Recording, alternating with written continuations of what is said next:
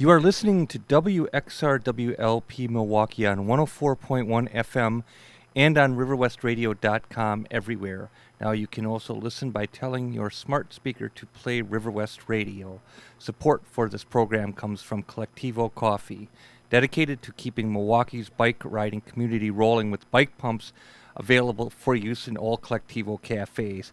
More info is available in cafes and at collectivocoffee.com. Welcome to Cinema Fireside. I was kind of almost cracking up a little bit there. If you're listening live, it's a rainy, somber, dreary evening in Milwaukee.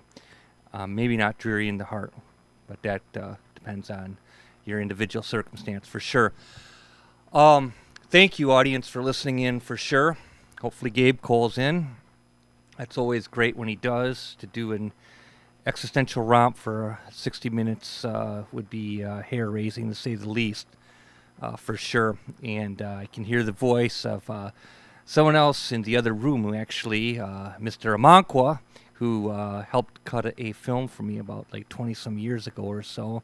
So thank you, Mr. Amanqua. He's with Mr. LaPlay. They're getting the job done, and I know they're getting it done right. But yeah, that was from quite some time ago. So yeah, we'll talk about life, we'll talk about films, we'll talk about literature and all of that kind of stuff. And I do hope that everyone's okay. I would, if you have a job where you're sitting all the time, I'd be standing up quite frequently, because that helps obviously keep the body going in the right direction. And it's very important, and you should sit with your back straight and your, not only your chest out, but your shoulders stretched. Can't do that all the time, but on occasion, when you do remember it, you get back in that posture, because the body ultimately calcifies, emulating the predominant posture that you maintain throughout the day. So you may want to think about that. It's for your health, for sure. Yeah, so thanks again, guys, for listening in, for sure. It's Cinema Fireside. Friday night was gallery night in Bayview, so I went down there. That's things I never did before, really, in my life. And checked out the bookstore, and what else? And then hooked up with a colleague, and we went walking around, tripping out on various institutions with art and reactions of people, and we ended up seeing a cool band. It wasn't like loud, and you couldn't get into it or anything like that. It was walked in, and they were playing the band's The Weight, and then a cool Eric Clapton song, and then The Doors' Riders on the Storm. I think at a remove, we knew the guys. This was one of the dudes that I went there with, who's a great guitarist. He was in allegiance with those guys, so I think that somehow we were all ultimately connected. So it was a good time, and then went back to the crib and passed out, potentially to a radio drama. And the Packers won. They're 2-1-1. They beat the Bills. And so that I was invited to a get together at this bar, and where there were promises of food, gaiety, and all of that sort of stuff. And so I said, yeah, man, okay, great place to check out the game. But I had a lot of stuff to do, and I like staying back and doing it, at home while the game is going on, so that there's always a successful concurrency in that, where two things are getting accomplished at the same time. So afterward, I went there, and God bless the place, but it's like old people just dying of alcoholism, dripping off the bar stools. And it's not dark like in ambiance, it's just like dark, 'cause there ain't no lights turned on. And I was like, oh man, I got to get out of here. I didn't even see the people that had invited me. So I went up the street in this real, not only just psychologically somber and dark, but the skies above were. And so I got to a coffee shop and started transcribing a couple projects and working on another thing that I had to do. So, I mean, at least I was like making the most of the time. And then I went back to the joint, and it wasn't even it wasn't even a birthday. I just saw party twice in a text, and I assumed it was birthday party, but I guess not. And well, I just handed a wrapped coffee cup to the individual, and then I was just like, man, I got to get out of here, and I just disappeared. And so I made my way in the under somber skies, probably a light rain, to this establishment up the street where there's a number of people in there at that early hour or whatever, early evening hour, and two of my good acquaintances were sitting there as they usually do together, with hey, Gabe, thanks for calling in, my man. And so I'm like, oh my God, I'm not alone in the world. Here's two of my cool friends. They're a duo, and they didn't even know I was there. Actually, I was right by them, and so I sat down and next to one of them, and we were very happy to see each other. And the other one didn't even know still that I was there. I thought, man, this dude is depressed, and all of a sudden he gets up without a word and disappears. Later on, we find out that he's at the grocery store. I was like, wow, that was weird, without a word. And yeah, and my acquaintance says, yeah, that was weird. And my acquaintance was totally wasted. And I said, yeah, well, it's good being with you and all of that stuff. And all of a sudden, this dude literally disappears. I'm like, man. And so I go back in, and they're having bands and that. And then this dude in this medieval outfit comes on, and starts playing the satanic synthesizer stuff with this pounding beat. I mean, it's like, and I'm just sitting there alone in the corner thinking, man, I got to keep my existential center, man. Oh man, what is this life all about? I'm just tripping out, man. But I'm trying to get some work done at the same time writing there. And I'm like, well, okay. So then, that was wild, man. And then finally I just walk off into the very somber night, and I may have actually stopped at the Mother store in Shorewood, Pick and Save, and I think, if I'm correct on my evening, the Brewers game was on, and some of my middle-aged acquaintances were there up at the bar at the grocery store, and I was there for a while because I was like, wow, this is a trip, to walk into a store and all of a sudden there's a bar and a game, a vital one. But I could only take so much, and then I went home and watched Spider Baby. And so that may have been Saturday night. I might be getting my nights. Yeah, that must have been Saturday night. I'm getting 2 different days mixed up here. But anyway, so Sunday night I passed out the radio dramas. I talked to Mike Offrosky a little bit on the phone. I think I read a little bit, and then I just passed out the radio dramas. And so Saturday night I saw Spider Baby. I had seen it before, but it was quite some time ago, and it's to kick off the Halloween season. So I've seen only one film so far for the Halloween season, and that's Spider Baby. And in watching it, I began to realize that, hey, there's an allegiance between this and the Texas Chainsaw Massacre. What happens in Spider Baby is that when the patriarch is absent in this particular scene and the 2 siblings are left to their own devices, there becomes a split in the government. And in this dichotomous interplay, these siblings are trying to argue for their moral center, whose behavior is right, whose behavior is wrong. And I'm thinking, wait a second, this is the exact same scene like in the Texas Chainsaw Massacre. You just got that subtextual feeling. It started to grow on you. And then Lon Chaney actually is in it, and he is maybe not the literal patriarch because he is not a relative, but he is the authority figure. And when he is in the scene, another scene, he begins this reflective, contemplative monologue where he kind of looks past the camera. And I'm thinking, wait a second. This is the exact same thing in the Texas Chainsaw Massacre where the older brother is giving this reflective monologue about their grandfather and that. I was like, man, I wonder if maybe there's something's derivative here, either directly or unintentionally, or subconsciously, I should say, because we get exposed to all of these narratives and they become distilled in the subconscious, and then emerge in a different fragmented form in the conscious as an original idea to us, but it does, everything comes from somewhere. Now, so that you have those two strong theories, and so then as we move into the film and there's like a low angle of like with the stairs, and then outside they're looking for the person, which is also in the Texas Chainsaw Massacre, that becomes a weaker possibility of homage, and it's only realized because of the strong antecedent of the actual potential prior alliances of those two scenes. So it's very interesting when you watch those things and you realize, just like Kubrick pointed out, when in the dance scene in Eyes Wide Shut is actually from a Max Ophuls film.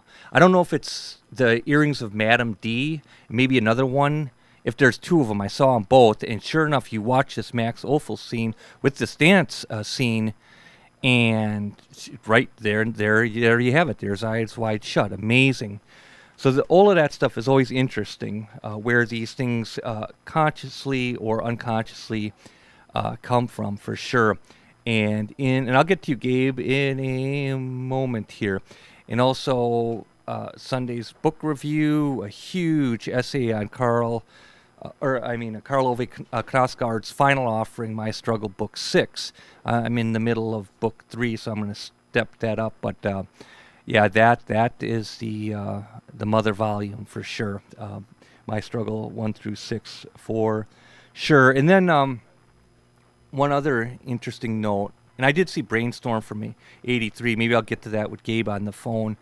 Was that I had to ship a perishable good, and for a third party, and it began on the story begins on a very sunny, beautiful, vital Saturday morning. Robert, you rock. All right, he says. All right. So I go to downtown Milwaukee by myself, park the vehicle, cross over from Water to 3rd Street, go into the store, procure the goods, and I said, well, I got to ship this. And then there was this kind of like back and forth over details and that. And finally I said, you know what, we're going to hook you up. We're going to give you this black ice to put into the container. And I'm like, thank you so much, all of that stuff, because there's minimum orders, this, that, the other thing. And it's like, oh, man, I can't get entangled into all this. I just need these things. But so they hooked me up. So that's a sunny, beautiful Saturday in Milwaukee, downtown, people out and about. The story concludes today when I go to the post office and think, I better investigate this shipping situation. I don't bring the goods or anything. I'm just there for questions. And I go up, I say, I got these perishable goods. I was given this black ice, which they said that is A-OK for shipping. And dude looked at me and said, in order to do that, you're going to have to fill out a lot of paperwork. And you got to go back to the company and get it. And I'm thinking, man, I just do not have the mental capacity to fill out paperwork, multiple paperwork about black ice under the penalties of perjury and federal codes, this and that. And I'm like, okay. I go back, call customer service, say, no, that was, there's, that's not black ice, that's gel ice. I go back in the fridge, I'm looking, it says, nope, this says black ice on it. Call back customer service, and they say, hold on, let me get someone else on the line. And dude comes on and says, oh, okay, you know what? He said, gives me an address and says, if you go to this mysterious brown door, pull it open, but keep it a secret, we can hook you up. So I was like, okay. So I go down there, and it, from the sunny, beautiful shop in downtown Milwaukee to under somber skies in this industrial wasteland, like out of a Pink Floyd cover. Sure enough, I go to this somber building, pull open this brown door, and in I go.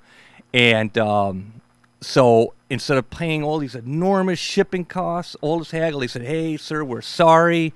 We're going to do this free for you. We're going to ship this out. In fact, here's another one of our products. I'm like, cool, man.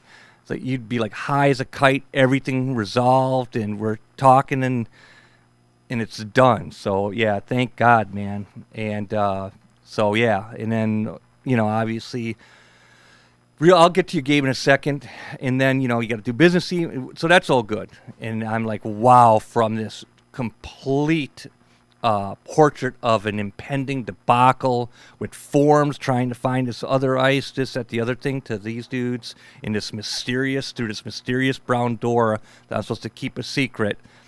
Do all the things that need to be done, and off the goods go.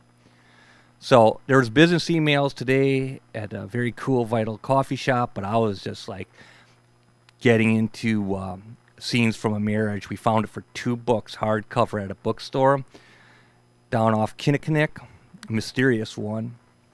And I've already read the stage adaptation of Scenes from Marriage, but this is the actual script from the film itself.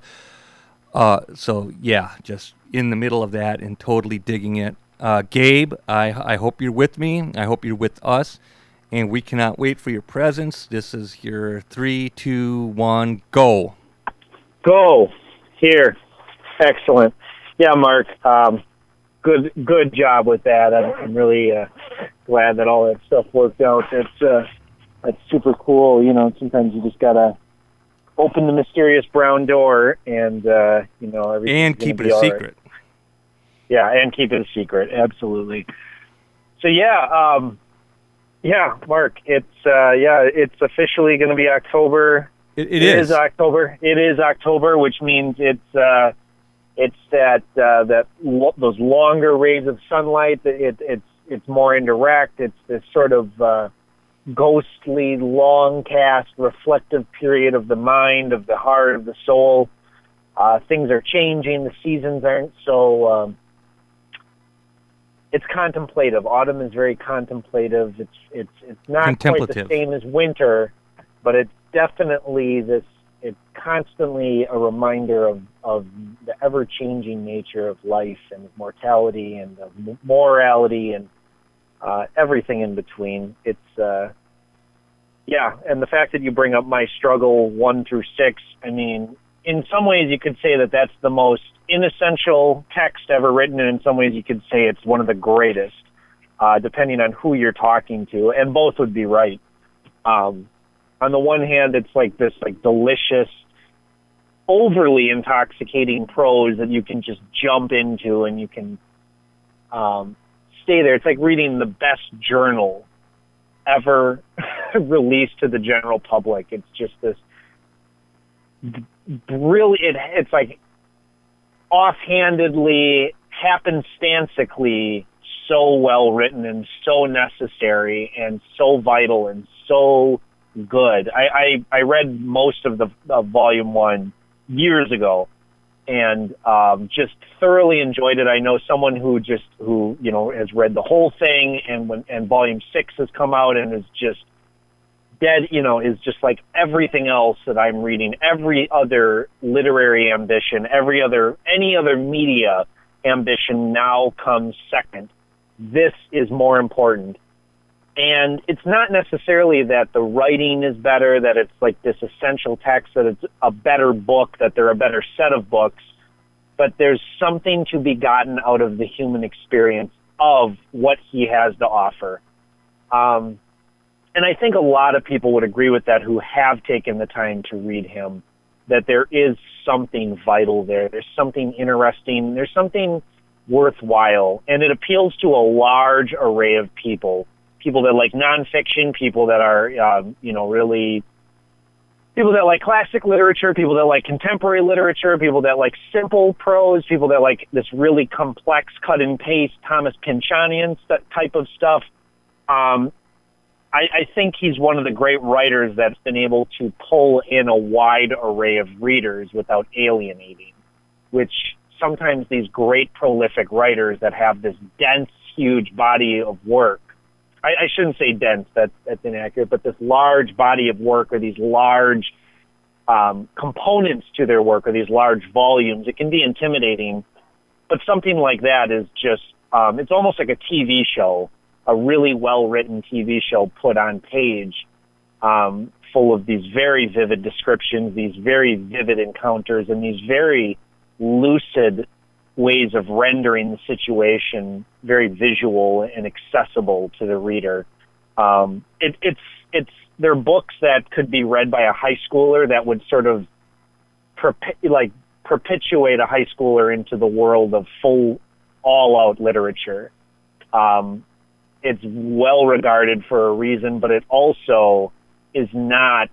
When I say a high schooler, I don't mean like it's Harry Potter literature. I mean it's accessible to just about anyone in terms of the word, the vocabulary, the use of the directness of it. It's not like totally symbolic and it requires a prism and a lens of preconditioned experience to go into it. But it is definitely an undertaking to get through the whole thing, or to want to get through that whole thing. It's time consuming, but it's a worthwhile endeavor. So thank you for that, Mark. I gave up after the first volume because there's just a lot to read, but it's worth reading. It's like my undertaking of the entire biographical dictionary of film. It is going to get finished someday. Bless your heart. You know, David Thompson keeps coming out with new editions of it, which makes it difficult to say I've read it. So just as I get a foothold on L, like I'm on the L, for a while I was on H, and then I got up to K, and then I got to L. And it is literally, for anyone listening who isn't aware of the book I'm talking about, it is the densest film academic book probably ever published in English. It is a literal dictionary. It's a biographical dictionary, so it's people. It's people of specific importance to the world of cinema, film, according to David Thompson, who is one person, and it's his look at the history of film through biographical sketches of individuals or pairs of individuals in some cases, like the Coen brothers and the Maisels, et cetera, et cetera. And for a long time, he would only release a new edition every 10 years or so. And then recently in the 2010s, he released 3 additions to it. The 2012, and previously before that, he had released a 2008 companion piece to the 4th edition from 2002, and then he released another one in 2015. Every time he released a new one, I have to buy it, and I have to go back and make sure that if there's an entry I've previously read, I read the updated entry and anything that's additional. That alone took like 2 years to get caught up back to L. Because there's just so much stuff in there that's changed or that's been amended to or that's been added to. But it's like one of those worthwhile undertakings that just the content and the prose, it's never going to disappoint me, whether I agree with it, whether I feel affinity with it. It's just, there's so much to take from it. It's a challenge. It's one of those big challenges. So good stuff there. Excellent. Yeah, Spider Baby is an interesting film, Mark. Thank you for bringing it up. Jack Clayton, 1964, I believe. Jack Hill, probably 1967 would be more like it. And okay. He did like Coffee and something to do with cheerleaders in 74 and 75. Films like that, these drive-in flicks. Yeah, he's actually one of the better drive-in exploitation filmmakers whose films have sort of been preserved or that had a wider reach. That were distributed through more noteworthy companies. You know, his films were more on like the American international circuit, like the Samuel Z. Arkoff type stuff. And much like Roger Corman, he pumped these films out very fast, but there's a deliberateness to his style. He actually makes films that are worth watching. There's a sort of intense, pointed, casually, it is not throwaway. Corman had that ability to where he made things very quickly, very cheaply, very immediately. That's what I meant. Very immediate, but not disposable. Right now I'm actually rewatching The Wild Angels from 1967, which was the most successful drive-in film. It probably is, depending on how you look at inflation or how you look at certain markets. In many regards, The Wild Angels from 1967, which is the film that led to Easy Rider, it has Peter Fonda in it. It has Bruce Dern in it. It's a countercultural film about a group of Hell's Angels that are sort of against the grain of typical society. Sort of this prototype mission of the other people, not the hippies, but these other people that want to live life by their own rules. They want to smoke weed. They want to, just get on the open road. They want to experience America on their terms. They want to be free. They want to get loaded. And I mean, I'm actually quoting the speech at the end of the film that's quite famous. And I didn't know that Roger Corman directed. I knew that American International released the film, but I saw it like 10 years ago, and I'd forgotten that Roger Corman actually directed it, which shouldn't be a surprise because it's a total Roger Corman type of film. But there's just a higher echelon of artistry to the film, and maybe it's because of the content or the subject matter or some of the iconic scenes or just the quality of the acting or the writing is better than what I would consider like a Corman type film. But when I was watching it, I was thinking about exploitation films, these formative exploitation films that were sort of creating genres and subgenres as they went along without even realizing it. The goal was not to be artistically valid or viable or to have credence in artistic circles. The goal was to make a film that was profitable and to give, just so people had jobs. The Wild Angels was so successful that it was considered the most successful independent film until Halloween came along and smashed those records to smithereens. Halloween was a film that over the course of its limited release became a film that was seen in just about every city, every drive-in around the country at some point. It just was a word-of-mouth sensation that then bolstered an advertising campaign behind it. Corman really is the master of getting word-of-mouth buzz out there with a film that doesn't really have the type of name brand recognition that mainstream cinema had, where you could say, oh, Rock Hudson's in this film. Oh, Doris Day is in this film. These type of name brand actors that are in these types of films where you can just throw their name onto the screen and people are going to show up. Doesn't matter what the film is. Sally Field is Gidget, et cetera, et cetera, et cetera. Corman had to create a type of atmosphere that could lure in an audience that was not privy to that or that maybe thought it was. But he had this mastery of creating films that were basically extensions of the trailers. So what's interesting is that occasionally he made films that were really good, that hold up as good screenplays, good pieces of acting. The editing is good. The cinematography is good. It's a well-structured film.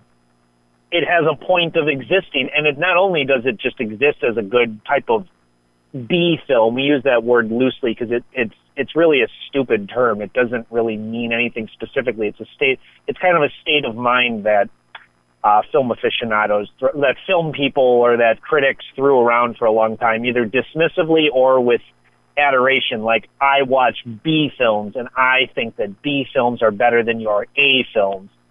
Or that film critics could say, no, it's just a B film. It's just a piece of trash. I don't care about this movie. It's beneath me.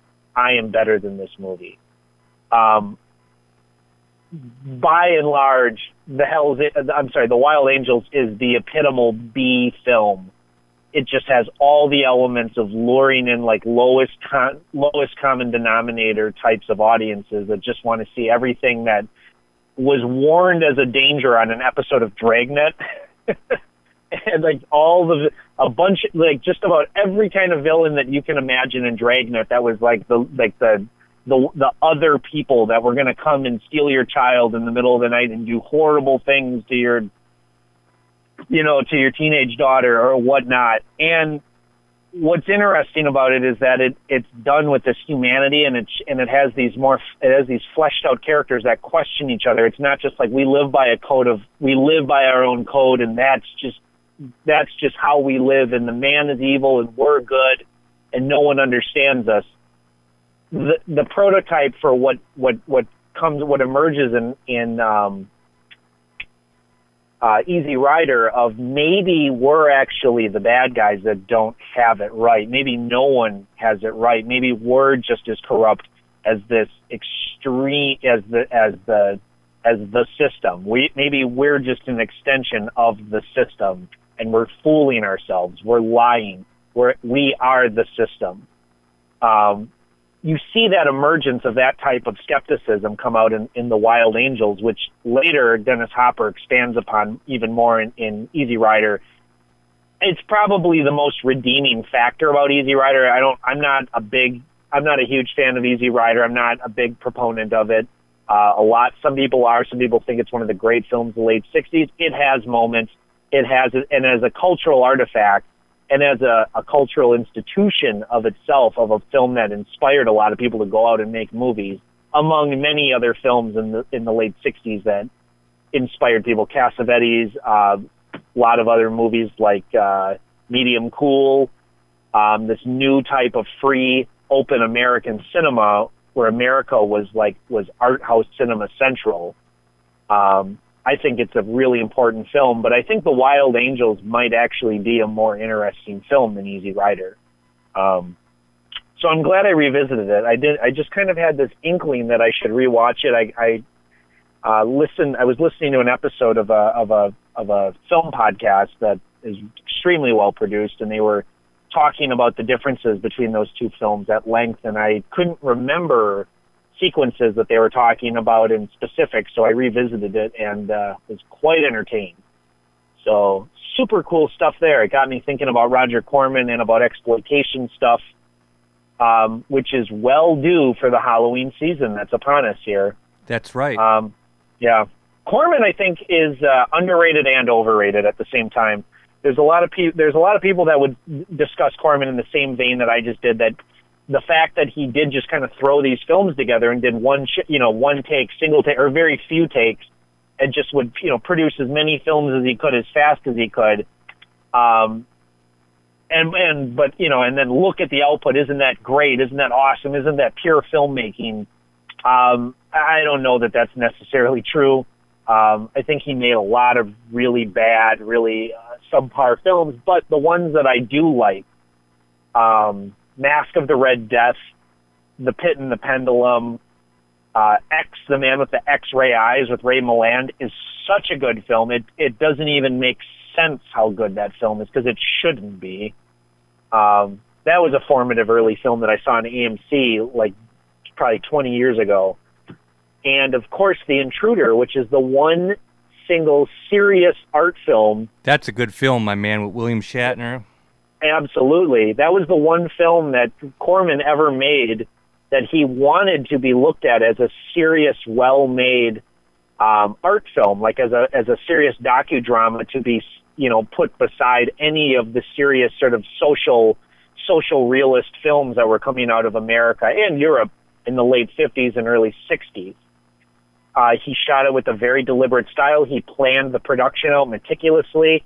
He reshot a lot of sequences. He went back and reshot even more after the film was done to make sure that the film looked clean and polished and put together and not choppy or thrown together or just hammered together like a lot of his films were. And he wanted that film to be looked at as like an Academy Award type contender for one of the better films of the year. He wanted to make a great film that people would admire, and that maybe he could transfer from being, just the master of schlock to being a serious filmmaker, an auteur in some sense, because he did respect art cinema, serious cinema. Oh, yeah, absolutely. He understood it. And we do have a fan of The Pit and the Pendulum out there. And actually, I want to say this real quick, which is obviously by Edgar Allan Poe.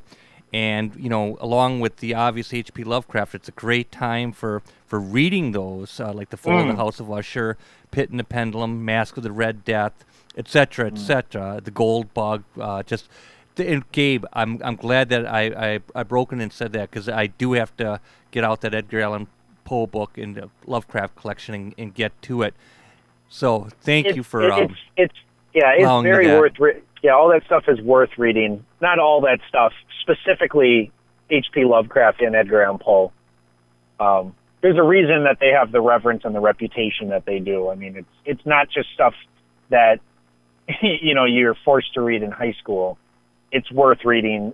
It needs to be read. It's interesting. It's well written. It's good. It's about as good as horror as some of the best horror literature that's ever been put down on page. You're not going to believe this. I cannot remember. I cannot remember being assigned one book in high school. When everyone else in the United States talks about books they had to read in high school, I don't remember any discussion of any book of anything at all. It's bizarre. I was assigned. I mean, I have nothing but reverence for a lot of the books that I'll say it forced. It's required reading. As I went along further in high school, I took a lot of I took as many literature classes as I could because they were easy. Well, I thought of them as easy because you're being forced to read these great books that have nothing but interest. They're just laced with layers of interest, great writing, introspection, and your take on it. You're always graded on just, what do you think? How did this affect you?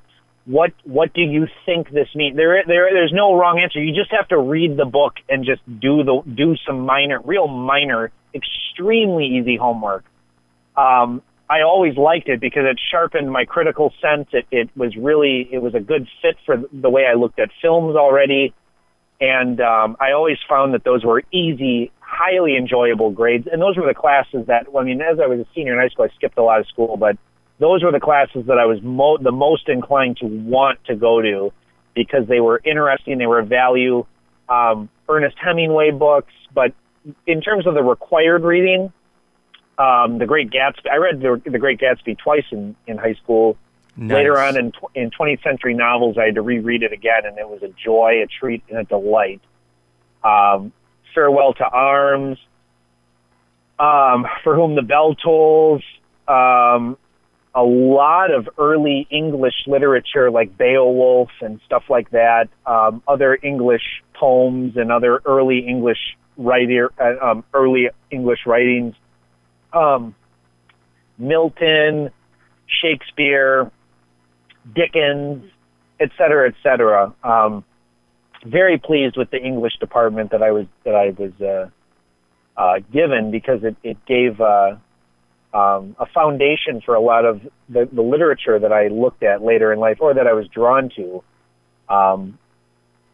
Dickens, I think about Dickens on a regular basis that in some ways the fact that he was the populist writer of his time. In many ways he was like the Pat Conroy or like the Stephen King. I'm trying to think of a contemporary writer that would fall into the vein of Dickens because he was so widely read and so widely admired and he was accessible because he was writing about social mores and about class and about the human experience in this very relatable way of not just discussing the upper echelons of society, but the relatable, the lower class, the middle class, and that imbalance. It's really brilliant, and it's impossible for me to really understand how brilliant it was and how amazing it must have been to read that kind of stuff, chapter by chapter in these monthly magazines, one chapter at a time, almost like TV shows of its day.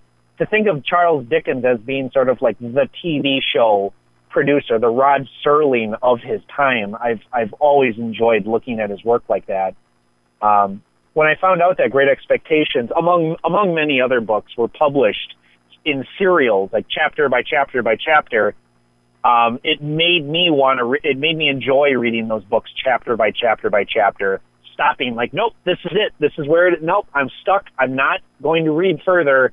This is where I'm leaving it off, even though I always wanted to read ahead, to just leave it at that and think, wow, what images are here in my mind? What am I picturing? What am I feeling? Where am I going? What am I thinking about in my own life? What am I thinking about in Charles Dickens' life? And the lives of these characters, these really astutely drawn out characters. I've always had a great reverence for Charles Dickens. I've always enjoyed reading his work tremendously. And I don't think that there's quite been an adequate adaptation of any of his work, because it is so primed for the page. It is so well written. And I mean, not to be obvious, but A Christmas Carol would certainly come close. The whichever vaunted that one that it was, I think it's from the 50s actually. I mean, just RTDA, have a good night. Just to throw that in there. I mean, it's not very obvious. So many versions. Yeah, I will say Orson Welles' perennial adaptation, radio drama of Christmas Carol is pretty darn swell, my man. That, I would say, is more suited to it, though, Mark. Correct.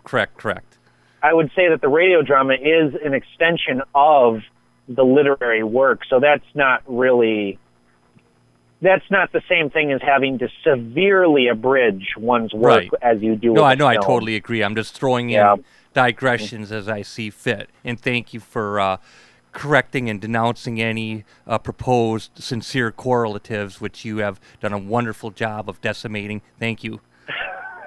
But I would agree that radio is a fine medium. Radio and audio is always, it is a fine medium for the literary work. There's a reason that audio, I don't think that the experience of listening to an audiobook is that much lesser than reading the book itself. There is a difference, obviously.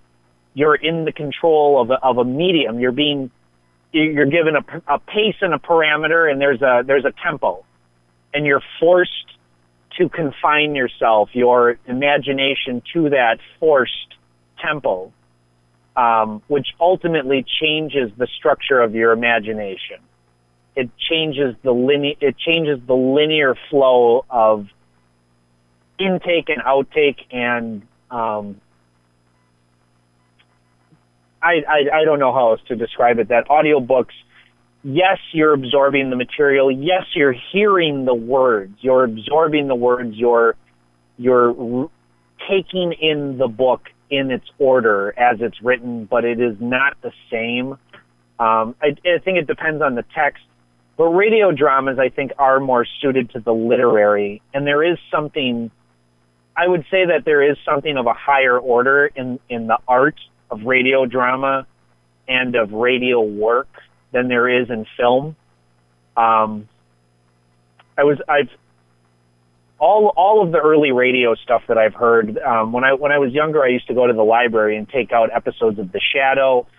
There was a couple episodes, they had a small library of suspense, and there was a show called Suspense, and numerous other collections of the great radio dramas from the 1920s, 30s, and 40s that I would listen to once in a while. And the way that they could hold me and really stop time or control time or envelop me in a different type of time, it's never been equaled. And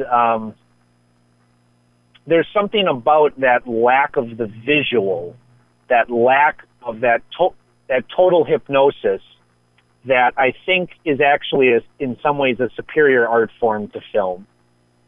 As someone who's obsessed with films and television, that's kind of a strange thing to say, but I do think there are so many finer and more sophisticated art forms than film.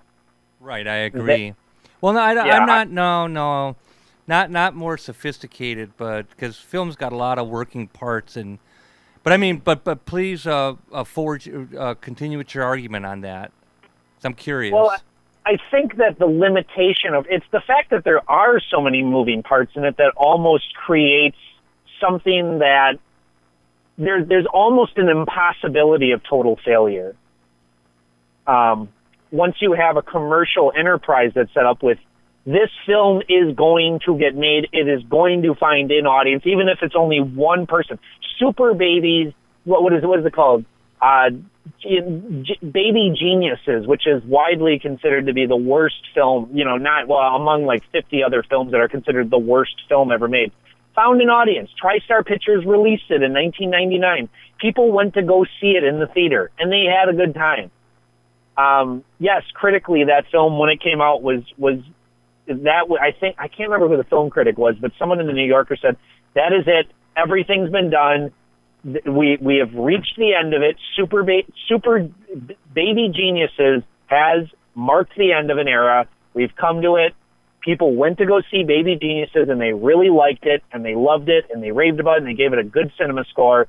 We've come to a new age in cinema. Now, to say that, like, that there were these, like, films that some film critic in the during the silent era said, this is the dumbest film ever made. We've reached the end of the road. This is it. It's all downhill from here. Even when we have these high marks or we have these great works of cinema, it can only collectively be downhill from here on out because we like this type of film. There's enough people that like this type of thing. And if we would go back now and look back at that silent film, by the very nature of the fact that it's a silent film, it would be considered a higher order of art than, than a contemporary motion picture. All of these moving parts in cinema sort of ensure that there's a product that it's out there, and that it visually stimulates the brain in a way that holds your attention no matter what. It captivates you in a way because we are so used to being stimulated by being attained by our eyes, that when we see something familiar or engaging with the eyes, we shut off all these other parts of our brain. We don't think as much. And I think there's just something to do with the radiation, with the use of elements, and with that type of overwhelming. It's just an overwhelming of one sense over another. And I think when you have to attune these other senses that are maybe a little harder to attune, hearing, the sense of imagination, I think the sense of time, the sense of play, the sense of curiosity, and the sense of seeing the ballet. I've only been to the ballet a few times in my life, but trying to figure out, what does this mean? What am I being told? What am I being shown? What am I supposed to think? What do I think? And then later on, thinking about it in retrospect, going to the symphony, seeing these things that have been the great achievements of the humanities, of the arts, of the human race. Even things like whittling on a stick and making a wood sculpture. You can say that all these things are these fine art disciplines, but I think film continues to enrapture me in a way because of the fact that it held me as it did when I was like 4 or 5, 6 years old going through a divorce. I think that's a big part of the reason that I have my reverence for film that I do. But I also do think that sometimes taking the time away from it to admire other disciplines, other art forms that maybe take a little more discernment and a little more brain activity. Not going to lie, there are times when I'm on autopilot going through some of the most challenging films I've ever seen, and I'm not there 110%. Whereas, like with other disciplines, when I'm going to an art gallery, when I go to the theater, when I watch a piece of live music, when I watch someone perform, when I watch even performance art on the street, I am attuned. I'm there. I'm paying attention to all the elements because it's going to be gone. It's happening now. It's here, and it's different. There is something a little bit for granted about film that I'm never going to get tired of, but I'm starting to see the edges of limitations for the first time in my life within the last year or so. Wow. Well, I hope you regain some momentum for sure. Well, I definitely, there's no shortage of film watching in my life, but there's times when even while watching great films, I'm wondering, there are times when I think, what am I doing with my life? But I know that I'm doing good work. I know that watching a film, taking notes on it, and spending time with a person that I love, I'm very blessed and very happy that I get to spend the majority of the time that I spend watching movies, I spend it with a person that I care about very much.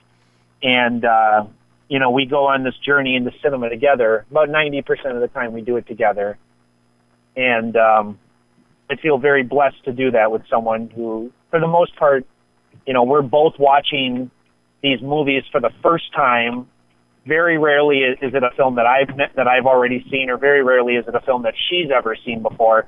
So we're always going fresh into this experience together, discussing the stuff afterwards, reacting to it together.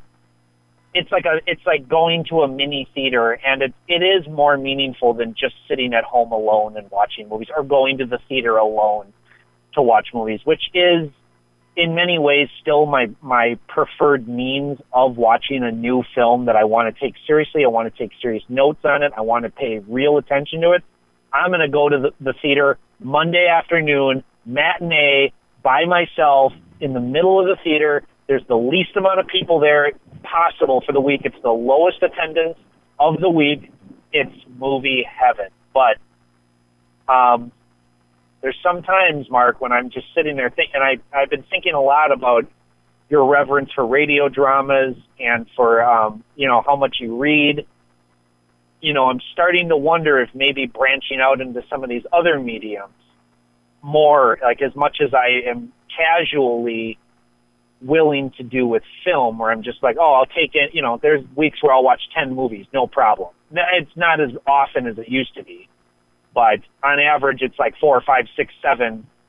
Some weeks, obviously, there's only one, or some weeks there's only 2 or 3, which I would call that a slow week. But there's just so much art out there that I've been wondering lately if focusing so thoroughly on film and even music too, film and music, if it's really to my best benefit as a human being to really fixate on those primarily. Yeah, I don't know. Only you know. But at least you've broken the fourth wall and are aware of all of this stuff, and that's good. I mean, as you struggle to come to grips with, which reality plane that you're working with. So. Yeah. I mean, if that helps, or I'm just stating the obvious, but. It does, Mark. But the Halloween is coming upon us. Yes, that's exciting. That's speaking of the fall of the House of Usher, John Epstein. That's another thing that's got to be seen. This 28 version of the fall of the House of Usher. Have you seen that yet, my man? I know I've seen 2 versions of the film. I watched them for an episode that we did years ago of when it was My Dinner with Gabe. Okay. I know I've seen the 59. It's either 58 or 59, the Roger Corman version, which I think is hugely underrated. And I know I've seen another version before that, which I found but I watched it in like succession in one day. And I don't know, I was in the best mental state around that time, so my memory of that is a little foggy. But yeah. But I will say that I have the highest reverence for Edgar Allan Poe and H.P. Lovecraft, and even the adaptations of their work I think is very interesting, because you're just dealing with such an interesting base for your material. Yeah. So I just don't think. I think even when you're making a bad film, you're making a better. You're a lot of the pitfalls of just bad. Like, we have no story, we have no plot, we have no characterization. We have, you can get. I think a film that has at least all those elements to fall back on, having bad acting or having bad production or bad set design or bad, just a low budget or what have you. You're more likely to create an interesting film. And I think Roger Corman's version is very interesting, mostly because of the shoddiness of it, and ultimately what he still does achieve within that film. The special effects are really interesting because of how low budget they are, but what he was still trying to get away with. So with Corman, it's always, what can I get away with? And I always love that type of like disrespectful playfulness. It's a lot of fun as a viewer to be laughed at, kind of. Yeah. So have you seen Beyond the Black Rainbow? Is that what it's called? Mark, I'll tell you, same director as Mandy. The more I think about Mandy, the more I like it and the more I dislike it. Is he the same one who did Murder Party? Because I haven't seen any of those yet. Please do not give anything away, Gabe, but enthuse nonetheless. Mark, I have a high reverence for Beyond the Black Rainbow. A lot of people think it's boring or it's pretentious or that it's just empty. I just, all those are valid claims, but that sensual enjoyment of the film, like it's a meal, like I'm just enjoying eating my calories. I enjoy the music, I enjoy the editing, I enjoy the production design, I enjoy the thought-by-thought process of the director going in that film. Mandy is a film that also holds me and that also, like, had me, and I think has a lot of viewers. People are responding to this movie in ways that I haven't seen or heard from any other film this year. People are talking, non-film people are talking about this movie in a way that I haven't heard about any other film by people that are asking me about this film from many, many walks of life.